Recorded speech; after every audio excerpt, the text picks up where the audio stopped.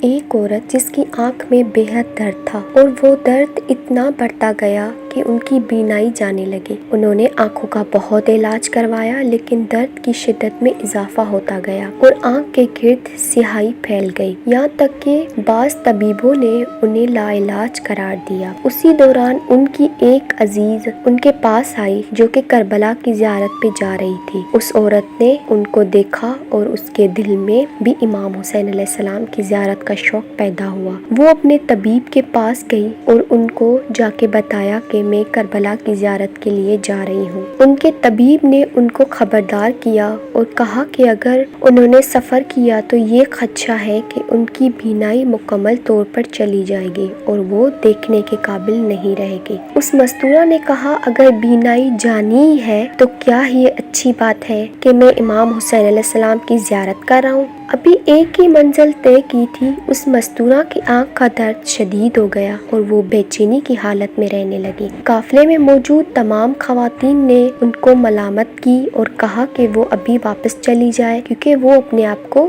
اذیت دے رہی ہے، پر وہ نہ رکی۔ ابھی دوسری ہی منزل کے قریب پہنچے کہ ان کی آنکھ کا درد اتنا شدید ہو گیا یہاں تک کہ اس مستورہ کو نظر آنا بالکل بند ہو گیا اور وہ بے چینی کی حالت میں بے ہوش ہو گئی۔ خواب میں کیا دیکھا کہ بی بی زینب علیہ السلام اپنی چادر کا کنارہ ان کی آنکھوں پہ لگاتی ہے اور اس مستورہ کی آنکھ کھل جاتی ہے۔ کیا دیکھے کہ اس مستورہ کو نظر آنا شروع ہو گیا اور انہوں نے محسوس کیا کہ میرا جو بھی درد تھا وہ ختم ہو چکا ہے۔ انہوں نے موجود قافلے والوں سے کہا میری آنکھ بالکل ٹھیک ہو گئی ہے اور مجھے کوئی درد محسوس نہیں ہو رہا۔ قافلے والے حیران ہو گئے اور وہ کہنے لگے کہ تمہاری دونوں آنکھیں بالکل ایک جیسی دکھ رہی ہے، تمہاری کس آنکھ میں درد تھا اور کس آنکھ میں بیماری تھی، کیونکہ اب تمہاری کسی آنکھ کے گرد کوئی سیاہی نہیں اور کسی بھی درد و تکلیف کا نشان بھی نہیں۔ اللہ کے ولی شاہ شمس تبریز سبزواری تعویذ مولا عباس تحریر کر کے اپنی عقیدت مندوں کو دیا کرتے تھے۔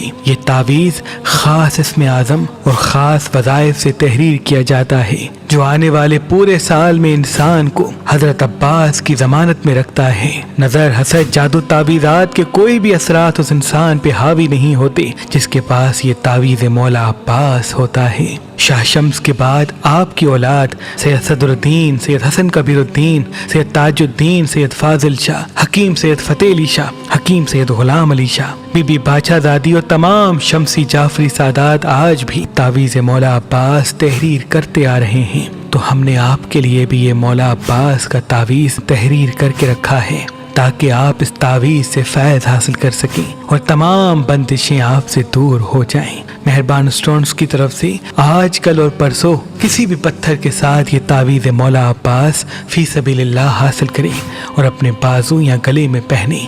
انشاءاللہ نظر، حسد، جادو، تعویذات کے تمام اثرات پورا سال آپ سے دور ہوں گے اور فتح و کامیابی آپ کے قدموں تلے ہوگی۔